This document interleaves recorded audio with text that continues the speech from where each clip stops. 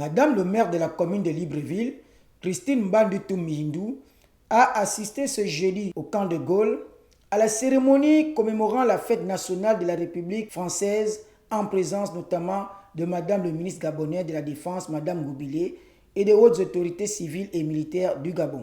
Comme il est de tradition, la dite cérémonie a été marquée par un défilé militaire agrémenté par la fanfare gabonaise qui était dirigée par Nzouganze Leya, commandant de la compagnie musique des forces armées gabonaises.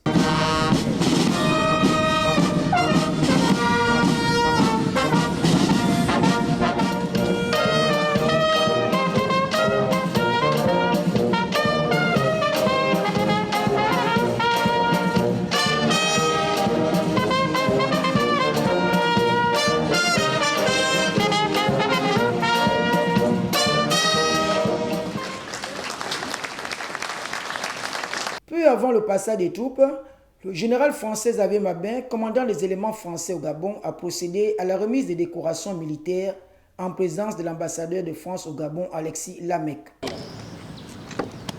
Au nom du président de la République et en vertu des pouvoirs qui nous sont conférés, nous faisons chevalier de la Légion d'honneur. Caporal-chef Kevin Desjardins.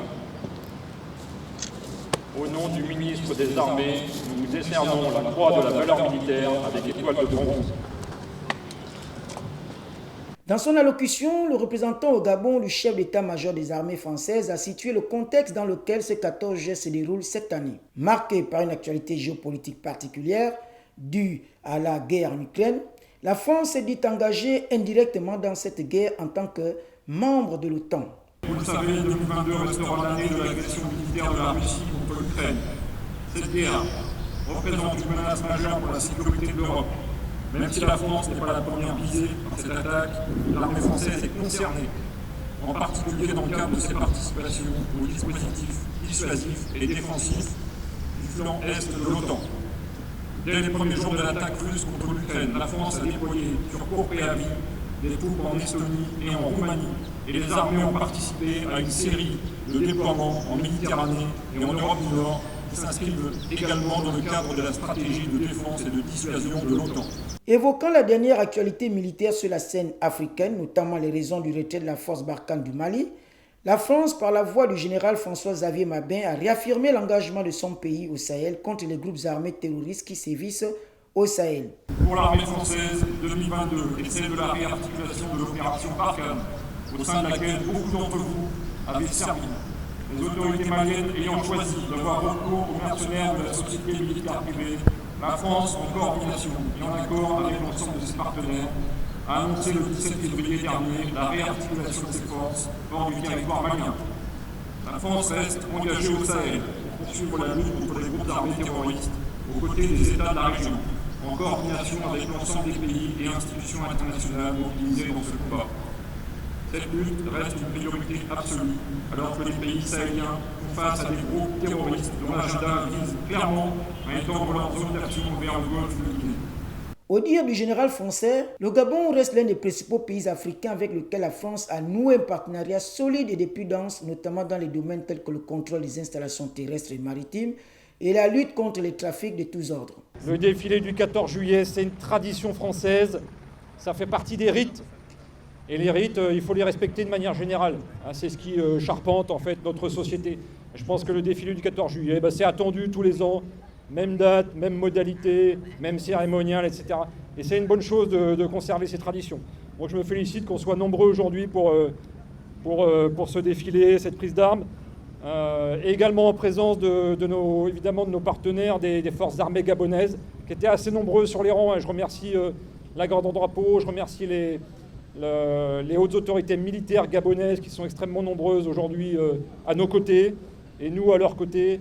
Et puis également la musique principale des forces armées gabonaises qui, comme vous l'avez vu, nous est indispensable pour ce type de cérémonie et est vraiment d'une grande qualité. Moi, j'ai été très ému en particulier par le chant des partisans qui a été joué par la musique. C'est tout à fait remarquable et je les remercie. Je suis particulièrement sensible à la présence de Madame le ministre de la Défense parmi nous aujourd'hui. Madame le ministre, votre présence nous honore. Est évidemment une marque d'attention, d'amitié illustre le très haut niveau de notre relation militaire bilatérale entre les forces armées françaises et les forces armées gabonaises. Donc moi, ici, je représente les forces armées françaises. Je représente en particulier le chef d'état-major des armées, mais sont présents ici aujourd'hui à nos côtés l'ensemble des chefs d'état-major, en particulier le général Ousmane Ndong, qui est le chef d'état-major général des forces armées gabonaises, et avec lequel on a une relation continue, permanente. Merci encore à vous, Madame le ministre, Madame le maire, et aux autorités civiles et militaires. Pour l'ambassadeur de France au Gabon, Alexis Lamec, le Gabon et la France, c'est une histoire ancienne entre les deux pays.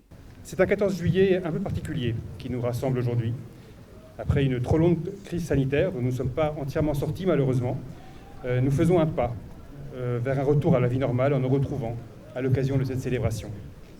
L'équipe de l'ambassade et du consulat général continueront de rester à vos côtés, mes chers compatriotes, comme nous l'avons fait pour les vaccinations, afin d'accompagner tous les Français dans ces moments difficiles. Ce 14 juillet tombe également à un moment important de la relation entre la France et le Gabon. Notre présence au Gabon évolue. Elle n'a plus la dimension qu'elle avait il y a quelques années encore, mais elle reste une des grosses communautés françaises à l'étranger, la 4e en Afrique subsaharienne. Et c'est d'abord vous, par votre dynamisme, par votre énergie, qui faites vivre cette relation franco-gabonaise. Même si le Gabon a récemment fait son entrée officielle au Commonwealth, la France et le Gabon ont toujours des intérêts communs, gage d'un lien qui s'est créé avant l'accession du Gabon à la souveraineté internationale.